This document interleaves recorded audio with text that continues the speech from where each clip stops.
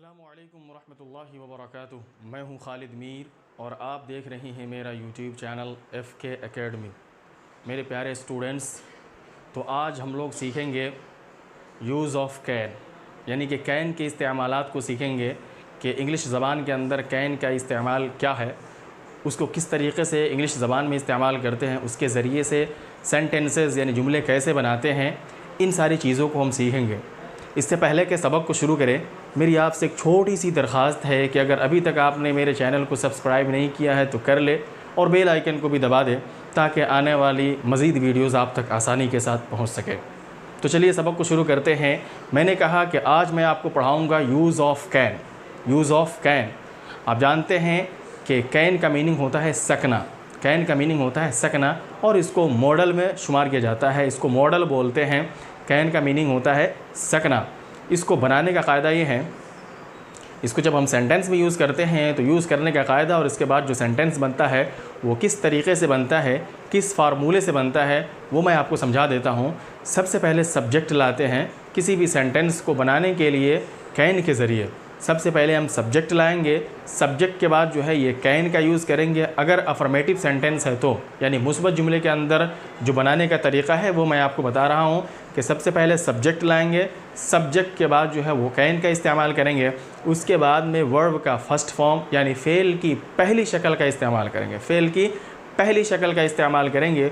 और उसके बाद में हम क्या करेंगे, ऑब्जेक्ट अगर होगा सेंटेंस के अंदर तो ऑब्जेक्ट का इस्तेमाल करेंगे। जैसा कि मैं आपको स्क्रीन पर दिखा सकता हूँ, देखिए यहाँ लिखा हुआ है कि सबसे पहले मैंने कहा कि सब्जेक्ट का इस्तेमाल करेंगे। ये एस मीन्स सब्जेक्ट है, यहाँ मैंने सब्जेक्ट का इस्तेमाल किया।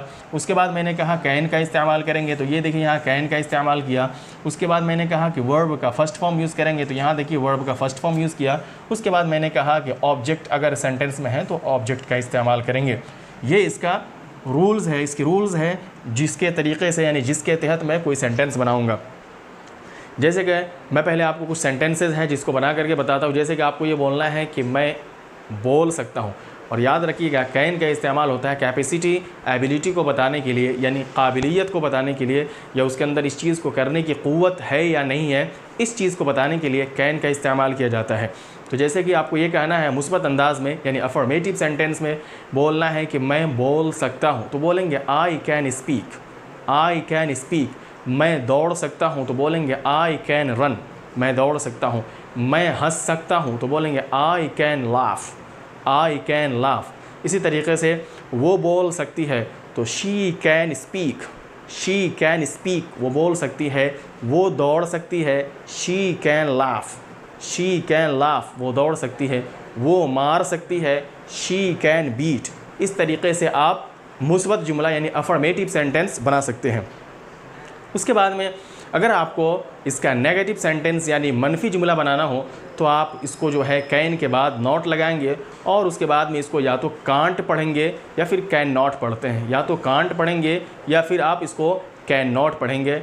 जैसे कि आप कह सकते हैं कि मैं नहीं बोल सकता हूँ तो बोलेंगे आई कैन नॉट स्पीक या फिर I can't speak, I can not speak या फिर आई कांट स्पीक।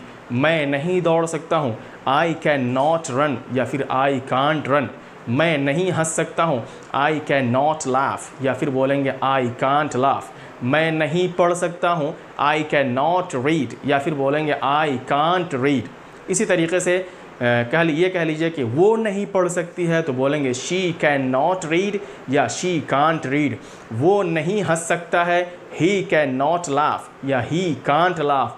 वो नहीं दौड़ सकता है, he can not run, he can't run. इस तरीके से नेगेटिव सेंटेंस यानी मनफी जुमला बना सकते हैं। उसके बाद में अगर आपको इसका इंट्रोगेटिव यानी सवालिया जुमला बनाना हो तो क्या करेंगे, कैन को सबसे पहले लाएंगे, उसके बाद में सब्जेक्ट का इस्तेमाल करेंगे, उसके बाद में वर्ब का फर्स्ट फॉर्म, फिर उसके बाद में अगर सेंटेंस के अंदर कोई ऑब्जेक्ट है तो ऑब्जेक्ट का इस्तेमाल कर लेंगे। जैसे कि क्या मैं बोल सकता हूँ तो बोलेंगे कैन आई स्पीक, क्या मैं दौड़ सकता हूँ तो बोलेंगे कैन आई रन, क्या मैं हंस सकता हूँ कैन आई लाफ, क्या मैं पढ़ सकता हूँ कैन आई रीड, क्या मैं मार सकता हूँ कैन आई बीट। इस तरीके से आप जुमला बना सकते हैं। इसी तरीके से क्या वो पढ़ सकती है कैन शी रीड, क्या वो दौड़ सकती है कैन शी रन। क्या वो मार सकती है? Can she beat? क्या वो देख सकती है? Can she see? इस तरीके से आप जुमला बना सकते हैं। उम्मीद है कि आपको इसका तरीक़ा बनाने का समझ में आ गया होगा। चलिए कुछ अल्फाज और कुछ सेंटेंसेस मैंने बोर्ड पे लिखे हैं, इसको भी मैं बना करके समझाने की कोशिश करता हूँ। आप ध्यान से इसे देखें। जैसे कि यहाँ लिखा हुआ है, सबसे पहला सेंटेंस है, आप किससे बात कर सकते हैं? आप किससे बात कर सकते हैं? तो इसको अगर आपको इंग्लिश में बनाना हो, ट्रांसलेट करना हो तो कैसे करेंगे? तो आप कह सकते हैं इस तरीके से, आप whom can you talk to? ठीक है, whom can you talk to, आप किससे बात कर सकते हैं? ठीक है, देखिए यहाँ पर क्या ये WH फैमिली का इस्तेमाल किए हैं। ये जो है ये WH फैमिली में से आ रहा है, तो इससे सबसे पहले इसको इस्तेमाल किया, उसके बाद में क्या है, ये कैन है, उसके बाद में यू, उसके बाद में वर्ब का फर्स्ट फॉर्म इस्तेमाल किया है। Whom can you talk to, आप किससे बात कर सकते हैं। उसके बाद में अगर आप देखिए लिखा हुआ है, आप किस कॉलेज में दाखिला ले सकते हैं? आप किस कॉलेज में दाखिला ले सकते हैं? अगर इसकी आपको इंग्लिश बनानी हो तो आप कह सकते हैं विच कॉलेज,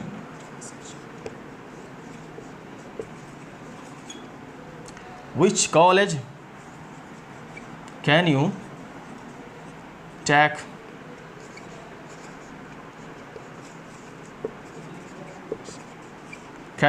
एडमिशन इन? ठीक है, आप इस तरीके से बोल सकते हैं, which college can you take admission in? आप किस कॉलेज में दाखिला ले सकते हैं? आप किस कॉलेज में दाखिला ले सकते हैं, उसकी इंग्लिश क्या होगी? Which college can you take admission in? आप जुमला है, क्या वो पर्दा नहीं कर सकती है? तो ये सवाल, ये जुमला है, इन इंट्रोगेटिव सेंटेंस है। तो कैसे बनाएंगे इसको बना सकते हैं कैसे? जैसे कि सबसे पहले क्या के लिए कैन लाएंगे, can she not conceal the face?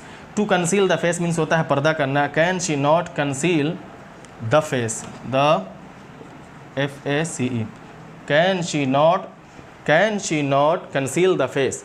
क्या वो पर्दा नहीं कर सकती है? Can she not conceal the face, क्या वो पर्दा नहीं कर सकती है? उसके बाद में है, मैं अपना वादा निभा सकता हूँ। देखिए इसमें भी सकता हूँ का ताऊ का लफ्ज़ आ गया, मैं अपना वादा निभा सकता हूँ। इसकी इंग्लिश अगर आपको बनानी हो तो आप बना सकते हैं, आई can keep my work, I can keep my work. यहाँ पर भी देखिए ये कीप का, ये क्या है, कैन का इस्तेमाल किया गया। सब्जेक्ट के बाद क्या है, कैन का इस्तेमाल किए हैं। ये ऊपर जो रूल लिखा हुआ उसके हिसाब से मैंने यहाँ इस्तेमाल किया है। ठीक है, I can keep my work. To keep one's work का मतलब होता है वादा निभाना। टू कीप वंस वर्क का मतलब होता है वादा निभाना। देखिए, आई कैन कीप माई वर्क, मैं अपना वादा निभा सकता हूँ। उसके बाद में है पांचवा जुमला है, वह अपने वादे से नहीं मुकर सकता है। वो अपने वादे से नहीं मुकर सकता है, वो अपनी बात से नहीं टल सकता है। तो इसको अगर इंग्लिश में बनाना हो तो आप कह सकते हैं,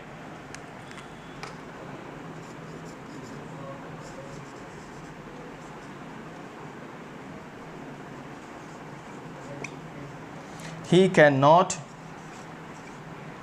go back on his words। ठीक है, he cannot, वो अपने वादे से नहीं मुकर सकता है। इसकी इंग्लिश होगी, he cannot go back on his words। वो अपने वादे से नहीं मुकर सकता है, वो अपने अल्फाज से अलग नहीं हट सकता है, वो अपने वादे पर हमेशा कायम और दायम रहेगा। यहाँ पर भी देखिए सबसे पहले सब्जेक्ट है, उसके बाद में कैन का इस्तेमाल किए हैं।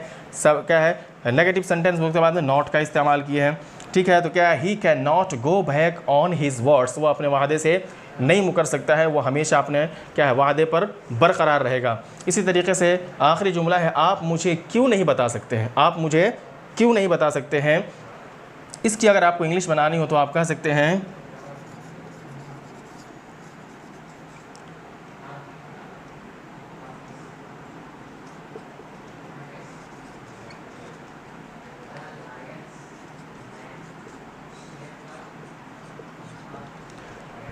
आप मुझे क्यों नहीं बता सकते हैं, तो आप कह सकते हैं इंग्लिश के अंदर why can't you tell me, why can't you tell me, आप मुझे आप मुझे क्यों नहीं बता सकते। मैंने आपको पहले भी बताया कि कैन नॉट का मुखफ़फ़ कांट आता है, इसलिए मैंने यहाँ कांट लिखा है।